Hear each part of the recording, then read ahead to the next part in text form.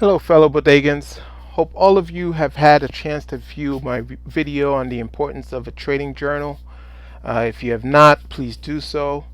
Risk management is the most important lesson I can share with you.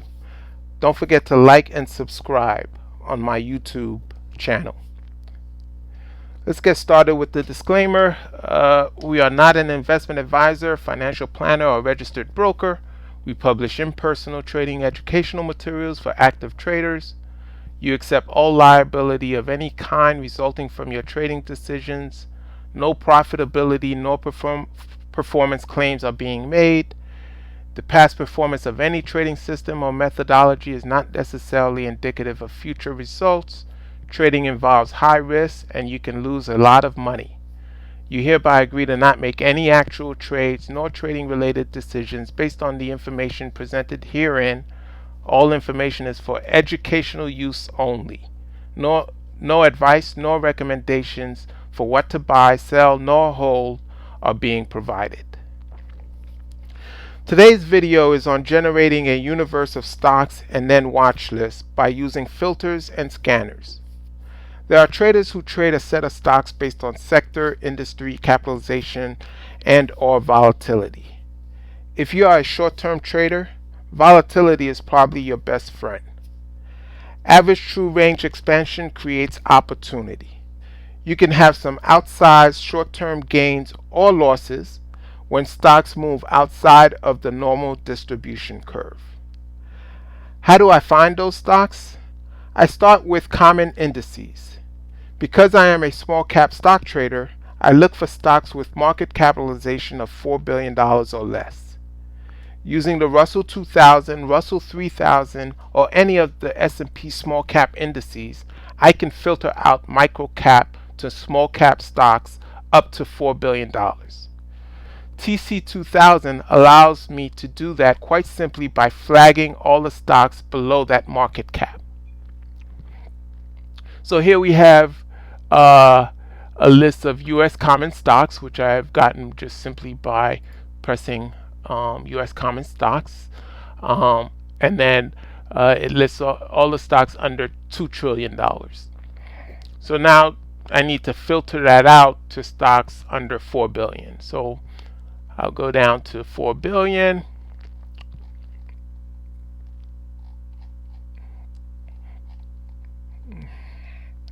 Probably get there faster. Here we go. Okay, so I've located stocks 4 billion and under and flag all below. Actually, they were already flagged. I'll unflag just so that you see. Unflag all symbols and lists. This is TC 2000 that I'm using. Flag all below. Now I've flagged all the stocks 4 billion and under. Okay, so that's about 3,800 names. Flag 4,500 names. So symbols. I will then copy that, copy flag to universal watch list. That's my universal watch list. And so now you see 4,500 names, over 4,500 names in my universal watch list. I'll generally make sure that it's within my parameter. So you have 4 billion down to 30,000. Rarely trade anything under 90 million, but sometimes occasionally you get some really good opportunities under that. So some day trade opportunities, I should say, under that. So, but in any case, now that I have my universal watch list, there is no way I am monitoring 4,500 names, so I have to scan for certain criteria of stocks that I like to trade. So one of the things I'll do, so from this list I can scan for buying opportunities using gap up scanners, bullish candlestick scanners like the hammer or the bullish kicker, and then Same thing applies for shorting opportunities. I can do gap downs, bearish candlesticks, etc. I generally like to trade in the parallel direction of both the trend of the market and that of the prospective stock using the same time frame. Very important. Same time frame, because you want to make sure that you're comparing apples to apples. The market, if you're trying to go long in a bear market, generally that will not work.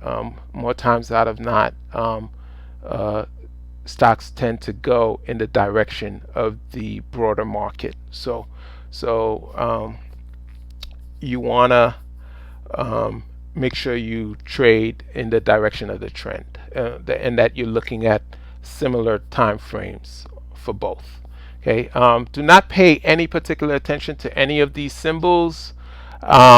This video is being recorded in the after hours, and thus some of these scanners may be using after hours pricing rather than end of market day as intended.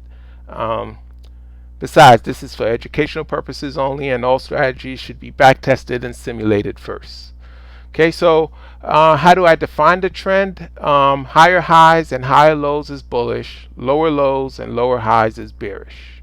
Okay, that's how you define the trend.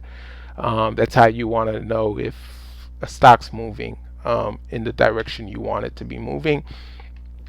You do not want to, again, trade against the trend. Never try to catch a falling knife. It could be deleterious to your health, to say the least, especially in the stock market, to your wallet. All right, so finding these opportunities help to create a watch list. Let's stick with a bullish watch list. I've identified stocks that have gapped up. Okay, so now what I normally would do is I would copy those stocks, copy all symbols to my bull watch list.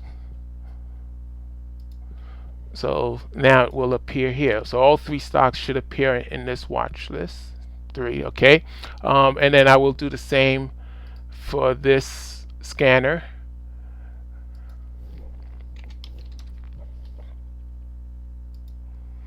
And then the same for this.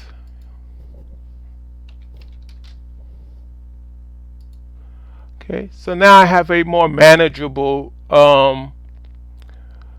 list of stocks to monitor, to draw from. And obviously I'm not going to take every single one of these trades. I have to figure out what's the best opportunities. Some people might say, well, look at the 52-week highs. That's usually a great way to trade long. Even the 200-day highs, and so on. Like I said, some of these are gap ups, so they're some enthusiastic buyers in the markets in the market for that stock. Okay, so whichever way you decide to select a certain stock, you can generally trade it using some of the same methodology that I talked about in my previous video submission, the importance of the trading journal. Okay, so we've identified a bull watch list. To that list, I'll often add gap ups and bullish patterns from the daily pre-market movers. So TC2000 often will have right now it's the post-market, but they'll also have the pre-market movers, and I will just select that and do a scan using the same conditions that I have here. So I can actually do it a different way. I can change the watch list. I can change the watch list in my scanner from universal watch list to pre-market or post-market. Okay, so now I have the post market and I'm scanning that for opportunities using my bullish kicker, hammer, or gap up. Okay, so let's go back to the bull watch list. So after I've done that, I can go ahead and copy all symbols to bull. Okay, and now the list has been expanded, and you can go ahead and clear all the flags in the system, and you have a list of stocks that on a daily basis or a weekly basis you can add to, which constitutes your bullish stocks, your bullish perspective portfolio. Okay. Uh, some small cap stocks, which may not appear in one of my listed indices but meet the market cap criteria and trading volume parameters, may appear in the pre-market movers, and so that's why I use that every day to add to my watch list. Okay. Over time, my watch list can grow to over 200-300 names, maybe even up to 500 names, at which point I will then filter out some of the losers. I'll keep them somewhere because oftentimes some of these become winners a year down the line, 2 years down the line. So you never really want to get rid of a stock. You want to just maybe take it out of one watch list and put it into the list of stocks that you're maybe getting back to.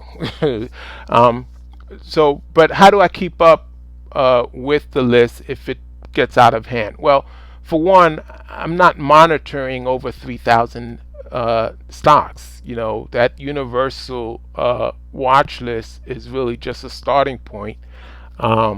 I can hardly watch 10 stocks that I own now.